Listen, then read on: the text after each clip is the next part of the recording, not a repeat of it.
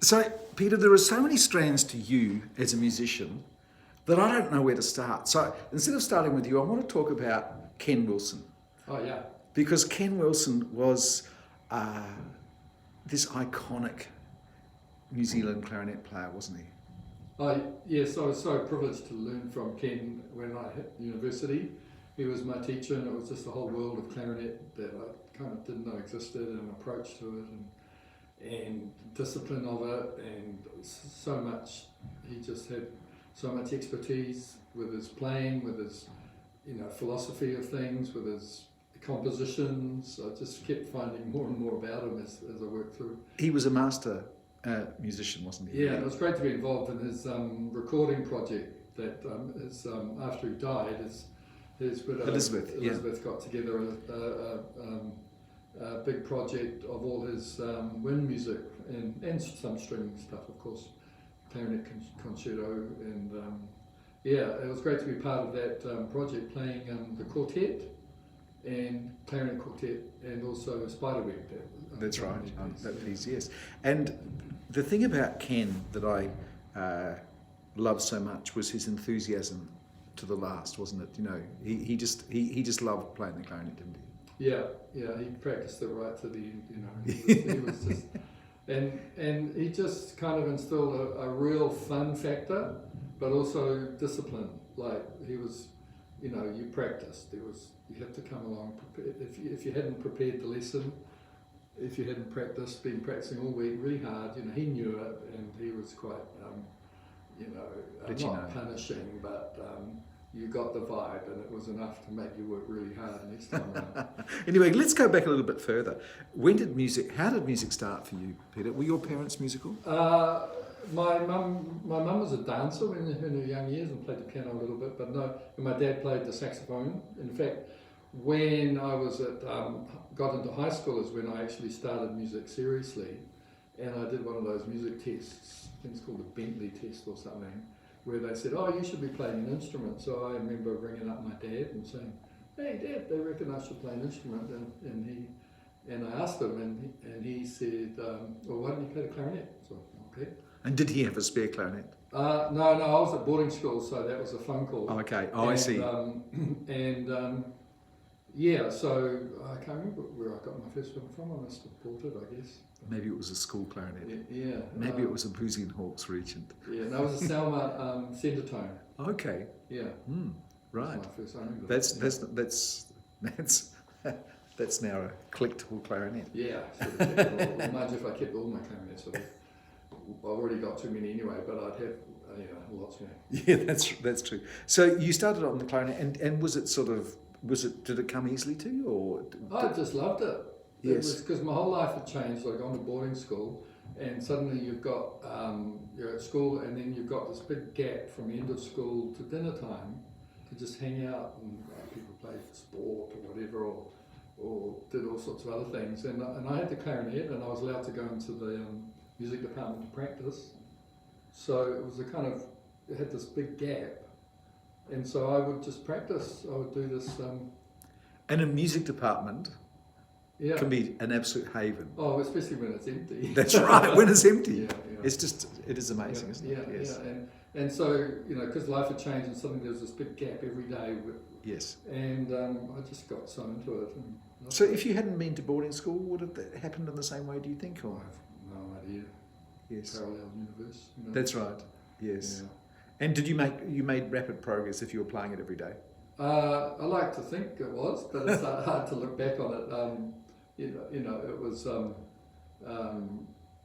got through that. I remember learning the Tune a Day book. That was my first book, and so I was learning to read music at the same time. Yes. Paul Hepforth book. Yes. Yeah, and then the music as well as the top subject, And was there a school orchestra for you to play in?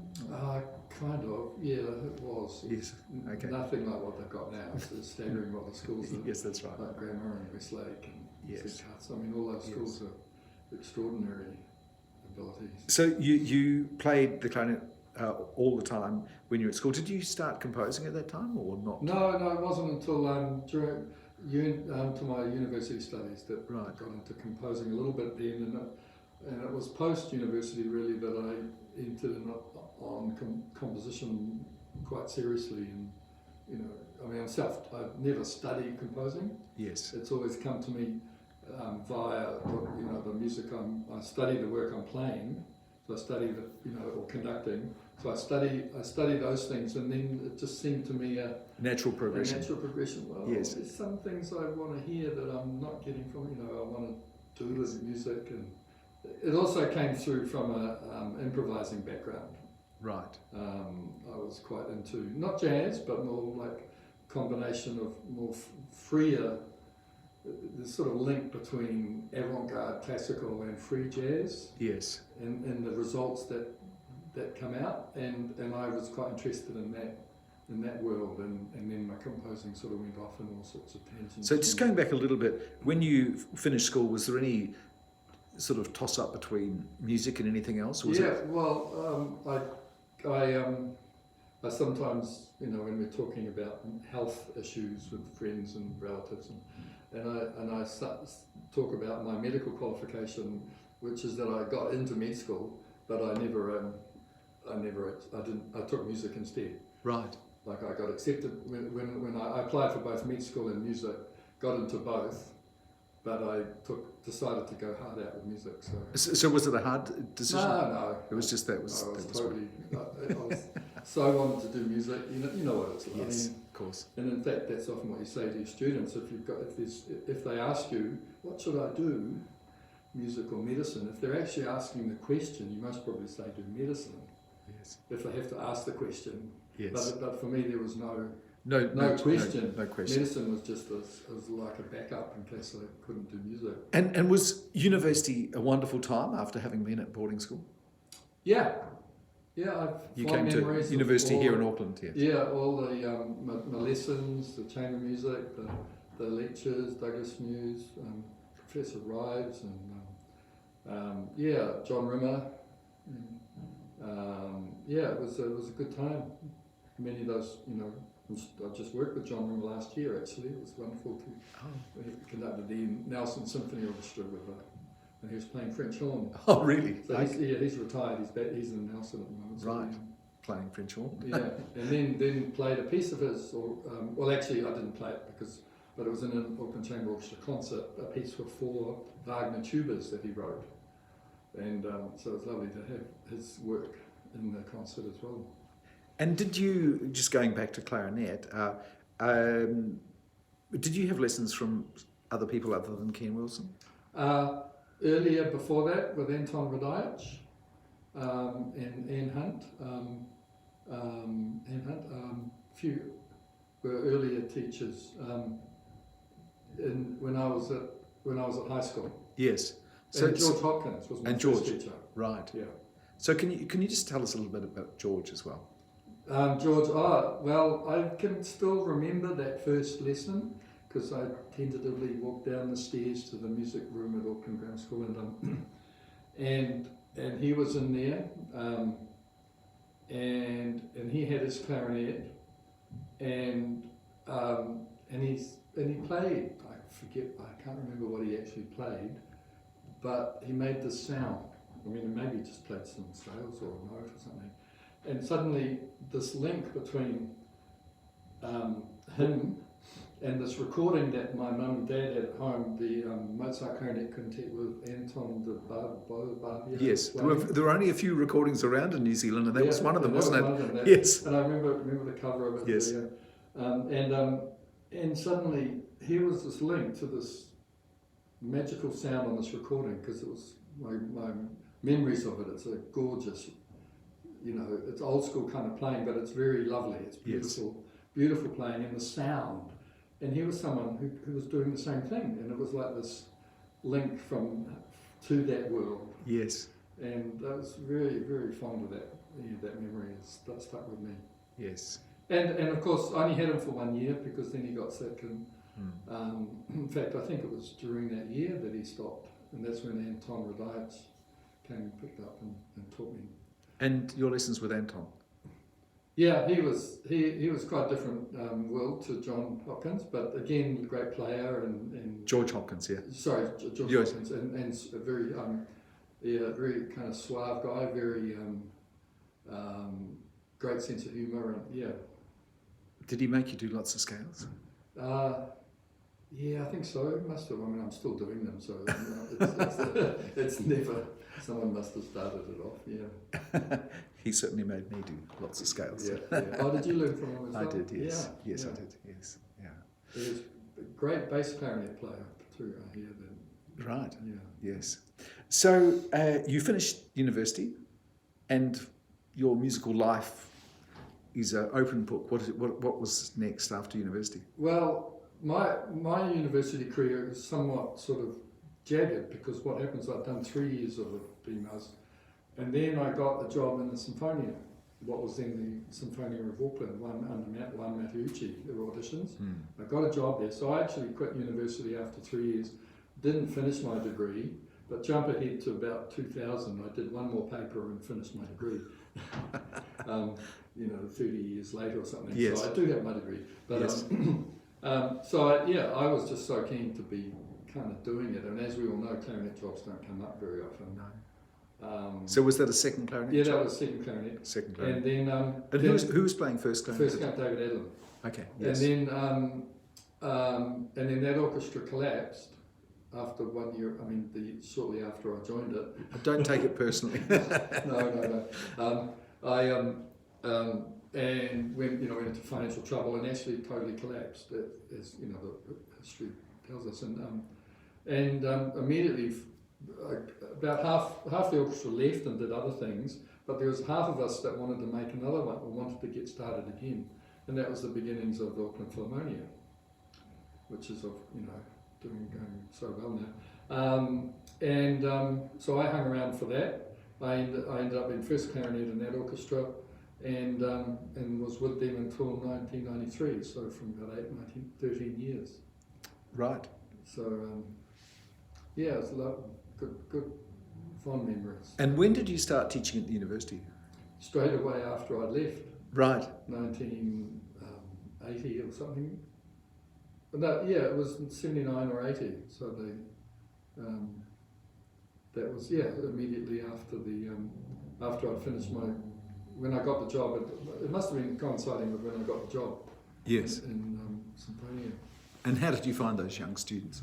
Oh, well, it wasn't much of an age gap. That's right, I'm asking the question. Yeah, but we had a good time. I mean, in those early, it's been a great. And had you taught beforehand? Had you been doing any private teaching? I'd had private lessons and group lessons and doing that kind of yes. thing. So Peter Godfrey was the head of school. He got me into the uni job at that point. Yeah. Yes. And then your life just goes off on all sorts of musical tangents, doesn't it? So can we explore some of those? Well, one of the things was because the orchestra was basically starting from nothing, so it wasn't full time. So there's plenty of time to do other stuff, chamber music, crossover projects, and I was busy at uni, with the teaching and then working with chamber music and putting together projects and all sorts of things. So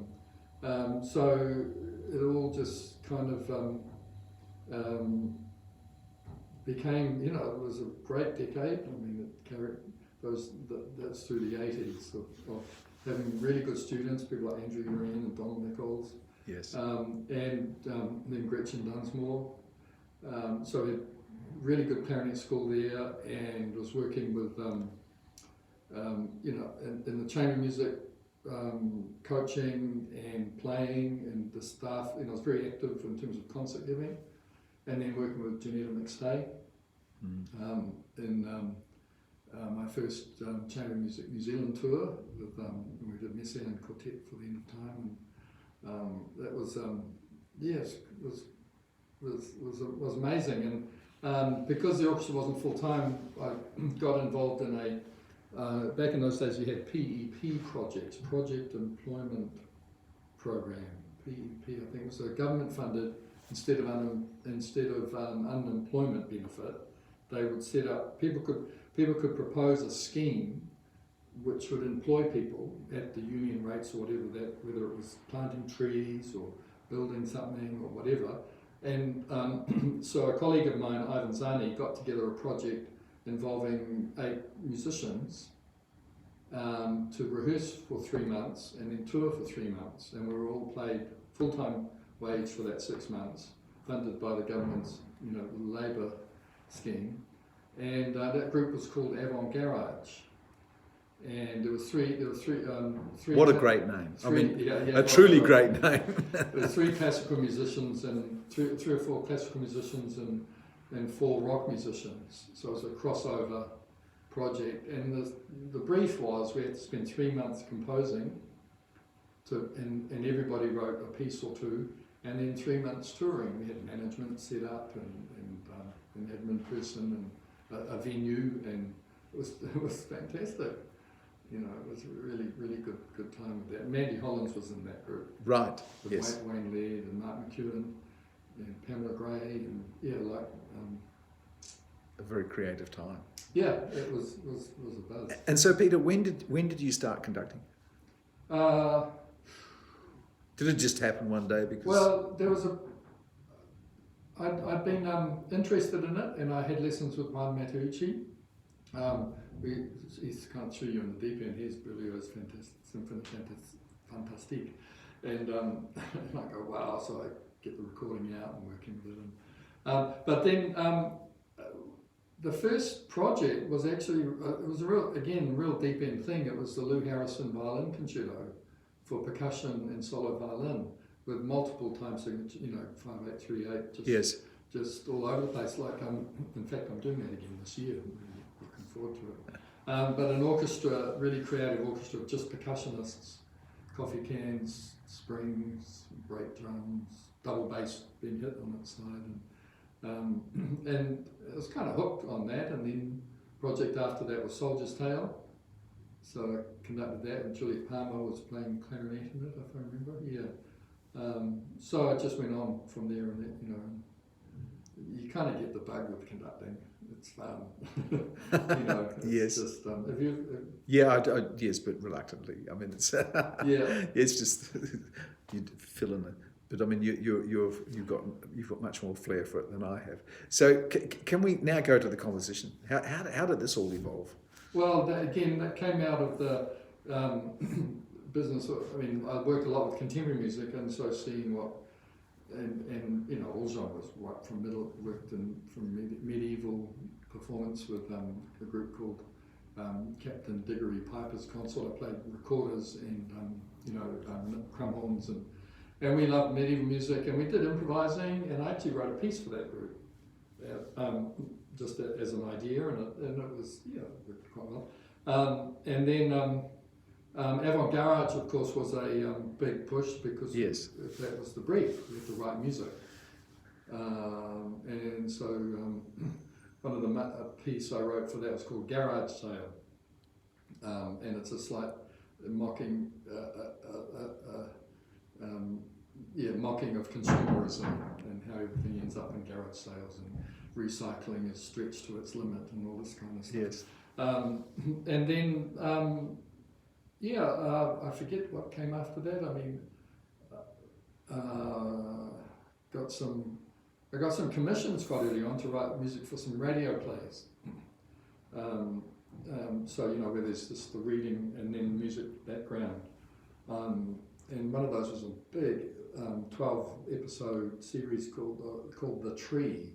And it was a dramatization of, like a personification of a tree, and a whole squad, a whole administration inside it, and the life from a seed to a fully grown tree, and then anyway. I can see why there were 12 episodes. Yeah, it took a long time, and it was quite moving actually. Quite an environmental piece,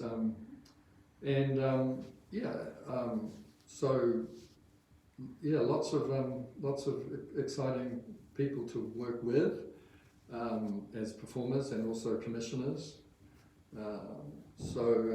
It's been really And when did you write the first film score?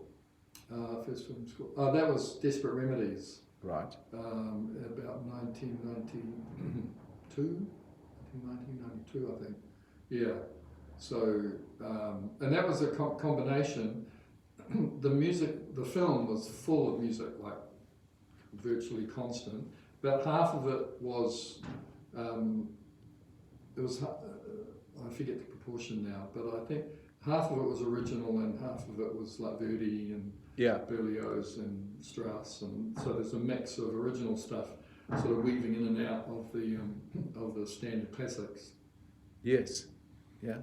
So yeah, intriguing in concept too. So I had to kind of have a style which took, Berlioz. There was a Laval from Fantastic Symphony that was in it, and then I had to kind of merge with that and dovetail with it and use some of the themes in different ways, like Force of Destiny. That was one of the main books in it as well. But so that was exciting. Very colourful film. I still love it. It was re-released recently. And it stands the test still of time. Stands, it was all done in a warehouse. Big outdoor scenes, but they were all in the warehouse. It was very, very clever. Yes, and then following on from that? In the movies, there was a Memory and Desire, Nicky Caro's first feature film. I did the score for that, and one called 50 Ways of Saying Fabulous, which was a lovely film, but it really didn't have any much success. But it's a really lovely film. And in a horror film, I desperately wanted to do a sci-fi, but anyway. Next. I did a horror film called The Tattooist about a demon that tattoos people to death. So it's quite a novel idea. Did you find that affected your state of well-being whilst you were doing that, or did you just come through it all unscathed? Oh, it was okay. It wasn't too graphic. But it was quite good just seeing music at that kind of raw level of trying to make things scarier. Yes. Because you watch the film in silence and you see the scene underplayed, and then you start putting music and then watch it with the music, and have I made it scarier or have I diluted it? It can have the opposite effect if you're not careful. So I can see you are intrigued by so many different things, which is wonderful. Still am, yep. Yes, still, yeah. And where does the clarinet fit into all of this now? Well, I've never stopped the clarinet. Yes. I mean, I feel really, when a day goes by or a few days or a week, and I haven't practiced, it's like I get physical withdrawal sometimes or something. Yes. I just have to sit down. So you mentioned you got a number of clarinets. Can you just describe? I mean, I've been talking to string players who own instruments that cost more than most people's houses and so on. But tell me about your clarinets. Are a bit different, aren't they? Yeah, clarinets are a bit different. I've still got my first pair of clarinets were a set that Frank Gurr owned with LeBlancs. Yes. LeBlanc. I remember when he arrived in Christchurch with them, I think. Yeah, and all the plating's all pitted and rusting, but they still go. Yes. I've still got never sold them. I've got a pair of Aussie clarinets that I bought shortly after those. It must have been in the mid-80s, late. When did the Aussies turn up in New Zealand? It was around about, which ironically were stolen. I got, not ironically, sorry, but were stolen in about 94. And then I bought some Buffet R13s, and then just a couple of years ago, someone spotted my Aussies for sale on Trade Me. Really? So even after the extensive went to the police, blah blah blah, but they didn't really want to know anything. No. But they put me in touch with the seller who had just somehow gotten. Anyway, not many questions were asked, and I gave them I negotiated. I told them, the police were involved. But the police just said, "Oh, look, you should just go and talk to him." And yes. And so and tell me, gave them a reward for finding them. Yes. Okay. So I got them back. So now I've got my Aussies, my R13s, LeBlancs. Yes. I've got C clarinet, an E flat bass clarinet, a Brian Ackerman early copy of a period, 1810, I think it's dated. Yes. Plays perfectly in tune at 440. Right. So it's a perfect copy of a. It's interesting. That's great. And Shalom. Excellent. So, Just going back to these Aussie clarinets, were they as good as you remember them? well, yeah, because Alan Gold played on Aussies after he also got some, but I think there was a bit of a gap that then I was hearing of people buying them and them cracking and having lots of problems, but I never had any of those problems, and I played the Nielsen on them. I played lots of big pieces. I had them from it would have been quite early 80s right through to 94 or 6, I forget the year that they... You've just mentioned two clarinet players, Frank Kerr Yeah. and Alan Gold. So did you ever have any lessons from either of those two? Or not? No. I didn't. My lessons, I had a stint in UK 6 months. I went to 1986, 87, went to UK, and I had a whole bunch of intensive lessons with Thea King, with Alan Hacker. I had quite a regular, half a dozen or so from each of them. And I had one lesson with Anthony Pay. Right. And who else was that? Did you meet up with Jack McCaw, No. the Didn't. New Zealand clarinet player? Yeah. Yes. So it was a good time, really intensive. Because Alan's knowledge of the contemporary stuff is amazing, and so he gave lots of really good ideas. He knew Alexander Gurr, so we had a big lesson on that paraphrase on the Yes. dramatic madrigal, longest title of music in history. And Thea King, I worked on the Nielsen with her because I was coming back to play that with the Yes. ATO. So Yes. and she was great. She just rattled out the piano part. Isn't that extraordinary? And tapped out the side drum parts, with a pencil on the. Yes. And I played Brahms with her. Yes. Yes. She was amazing.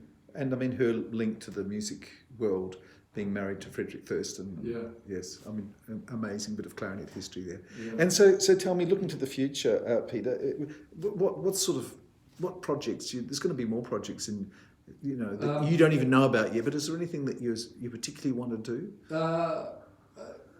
Definitely more composing. And I've got some. I've just been invited to do the Messiaen Quartet for an environmental project coming up in the year, and so and to do that again, fantastic.